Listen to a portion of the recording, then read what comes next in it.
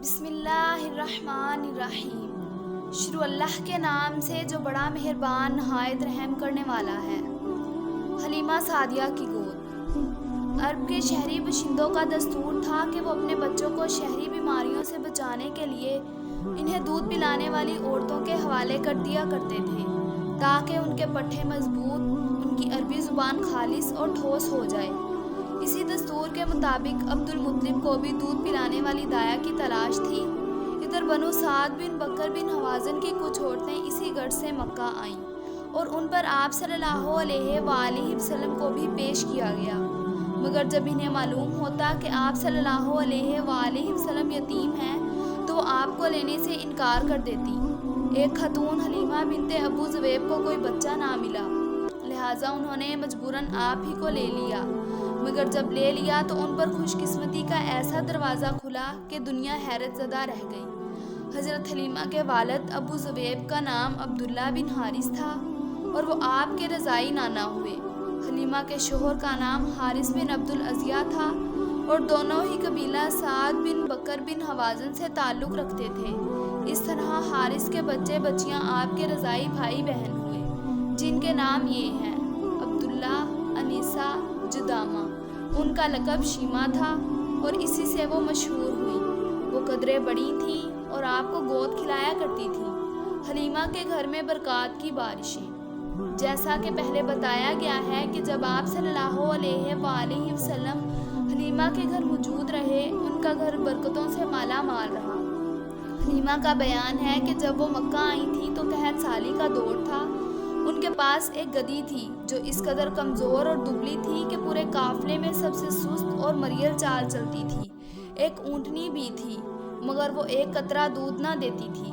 حلیمہ کا اپنا بچہ بھوک اور بے قراری کی وجہ سے پوری رات چیختا رہتا، نہ خود سوتا نہ ماں باپ کو سونے دیتا، مگر جب سے وہ آپ صلی اللہ علیہ وآلہ وسلم کو اپنے ڈیرے پر لائیں اور گود میں رکھا تو سینہ دودھ سے بھر گیا، حتیٰ کہ آپ نے شکم سیر ہو کر دودھ پیا اور آپ کے ساتھ حلیمہ کے بچے نے بھی جی بھر کر پیا، پھر دونوں آرام سے سو گئے۔ ادھر شوہر اٹھ کر اونٹنی کے پاس گیا تو کیا دیکھتا ہے کہ تھن سے دودھ ابلا چاہتا ہے، چنانچہ اس نے قدر دودھ دوہا کہ دونوں نے خوب آسودہ اور سیراب ہو کر پیا اور نہایت پرسکون رات گزاری۔ مکہ سے واپسی میں حضرت حلیمہ اسی خستہ حال گدھی پر سوار ہوئیں اور اپنے ساتھ آپ صلی اللہ علیہ وآلہ وسلم کو بھی لیا، مگر اب وہی گدھی اس قدر تیز چلی کہ پورے قافلے کو کاٹ کر آگے نکل گئی اور کوئی گدھا اس کا ساتھ نہ پکڑ سکا۔ حضرت حلیمہ کا وطن دیار بنو سعد سب سے قحط زدہ تھا، مگر اس کے باوجود مکہ سے واپسی کے بعد ان کی یہ حالت ہوئی کہ جب بکریاں چر کر واپس آتی تو ان کی کوکھ نکلی ہوتی اور تھن سے دودھ لبریز ہوتے۔ میاں بیوی خوب دودھ دوتے اور پیتے، جبکہ کسی اور انسان کو دودھ کا ایک قطرہ بھی میسر نہ آتا۔ یوں اس خانوادے کو مسلسل خیر و برکت نصیب رہی، یہاں تک کہ 2 سال گزرے اور مدت رضاعت پوری ہو گئی۔ چنانچہ حلیمہ نے آپ صلی اللہ علیہ وآلہ وسلم کا دودھ چھڑوا دیا۔ اسی دوران آپ صلی اللہ علیہ وآلہ وسلم پختہ اور مضبوط ہو چکے تھے۔ کچھ اور عرصہ حلیمہ کے پاس۔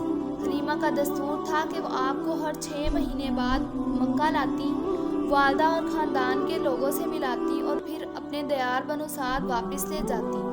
جب مدت رضاعت پوری ہو گئی اور دودھ چھڑا کر آپ صلی اللہ علیہ وآلہ وسلم کو آپ کی والدہ کے پاس لائیں تو اب تک جو خیر و برکت دیکھ چکی تھی اس کے پیش نظر چاہتی تھی آپ کو انہی کے پاس رہنے دیا جائے۔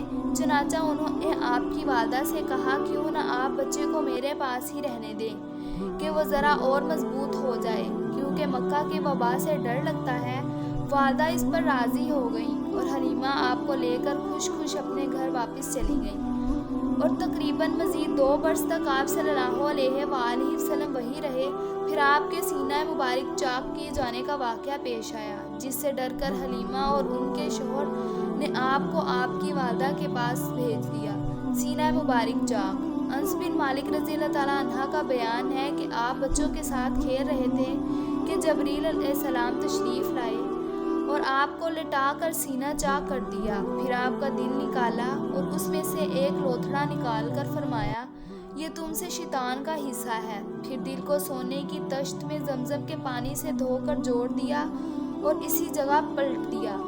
ادھر بچے دوڑ کر آپ کی ماں یعنی دایا کے پاس پہنچے اور کہنے لگے، محمد صلی اللہ علیہ وآلہ وسلم قتل کر دیا گیا ہے۔ وہ لوگ جھٹ پٹے سے پہنچے تو دیکھا کہ رنگ اترا ہوا تھا۔ حضرت انس کا بیان ہے کہ میں نبی کریم صلی اللہ علیہ وآلہ وسلم کے سینے پر سلائی کا اثر دیکھتا رہا۔